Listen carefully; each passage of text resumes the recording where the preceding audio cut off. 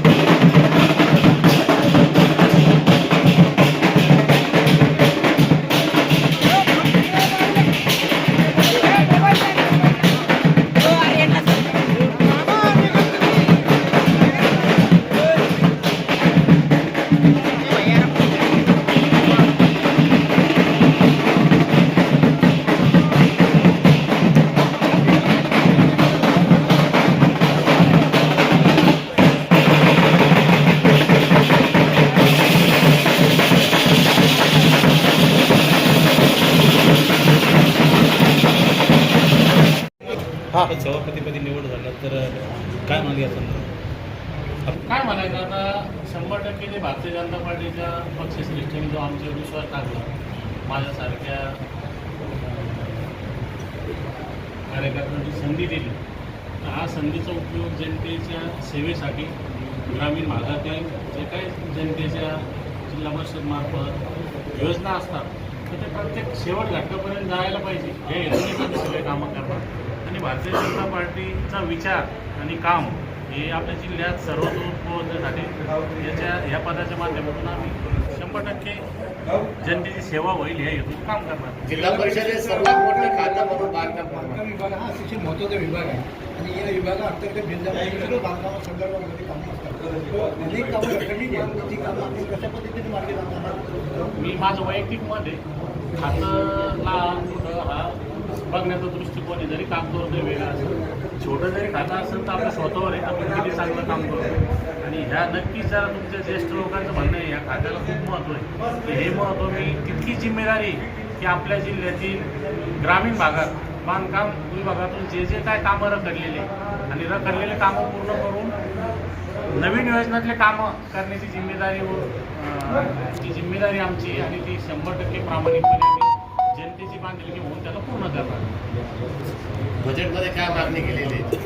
आता बजेटला मी नवीनच आहे, 2दा ग्रामपंचायतला आलो, एकदा सरपंच झालो आणि आता जी संधी मिळाली तर अधिकाऱ्यांसोबत काय चर्चा करून अध्यक्ष उपाध्यक्ष यांच्या नेतृत्वात आम्ही जिल्हा परिषदचं कामकाज आणि आमचे जे काय भारतीय जनता पार्टीचे जिल्ह्याचे आपलं जे नेतृत्व आहे, अतुलजी सावे साहेब आहे, बम साहेब आहे, चव्हाणताई आहे, त्या सगळ्याच्या माध्यमातून 100% जनतेचे हिताचं काम सगळे मिळून करतात। आपण एक तरुण उमेदवार आहे, आपण अतिशय लोकप्रिय आहेत ग्रामीण भागामध्ये, आपल्या कार्याचा ठसा भविष्यामध्ये कसा राहील या दृष्टीने आपण जिल्हा परिषद माध्यमातून जे काही जनतेच्या अधिकाराचे विषय आहे ते जनतेपर्यंत पोहोचणं आणि सगळ्यात महत्त्वाचं प्रामाणिकपणे या पदाला न्याय देणं। लोकांना जिल्हा परिषदला इथं आल्यानंतर किंवा त्यांच्या समस्याविषयी मी त्यांच्या जागेवर जाऊन उपलब्ध होणं हे हेतून मी काम करतो। उन्हाळ्यात दिवस हे पाणी टंचाई कसे मात करा? आता आमचे आढावा बैठकीत आम्ही त्या विषयावर चर्चा केली आहे। ते काही टँकरचं नियोजन आहे, काही विहीर अधिग्रहणाचे विषय होते, ज्या आढावा बैठकीत आम्हाला ज्या अधिकाऱ्यांनी ब्रीफिंग केलं त्या अनुषंगाने आता येणाऱ्या जी मी ठोस भूमिका घेऊन आपल्या जिल्ह्याला पाण्यापासून जे काही वंचित काही गाव आहे तर त्या ठिकाणी नक्कीच आपण पाण्याची व्यवस्था। आपलं नाव सांगा, नाव सांगा, नाव प्रश्न।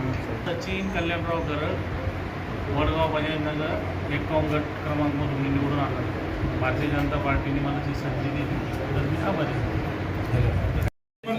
सभापतीची निवडणूक पार पडली, काय म्हणाला आजच्या? छत्रपती संभाजीनगर जिल्हा परिषदची निवडणूक सार्वजनिक पार पाडल्यानंतर 18 तारखेला या ठिकाणी जिल्हा परिषद आणि अध्यक्षाची उपाध्यक्षाची निवडणूक बिनविरोध या ठिकाणी पार पडली आहे। त्यामध्ये अनुक्रमे माझी अध्यक्षपदी निवड झाली, आमचे आदरणीय जितेंद्र जयस्वाल यांची उपाध्यक्षपदी निवड झाली। आज 2 तारखेला विषय समितीच्या एकूण 4 सभापती पदाची निवडणूक होती। त्यामध्ये समाज कल्याण सभापती पदासाठी या ठिकाणी आमचे आदरणीय बालाजी सोनटक्के यांची या ठिकाणी बिनविरोध निवड करण्यात आलेली आहे. महिला व बालकल्याण समितीच्या सभापतीपदासाठी मीनाक्षीताई पवार यांची या ठिकाणी बिनविरोध निवड झालेली आहे. तर नंतर इतर विषय समितीचे जे 2 सभापती आहेत त्या 2 सभापतीचं खातेवाटप हे येणाऱ्या जिल्हा परिषदच्या सर्वसाधारण सभेत होणार आहे.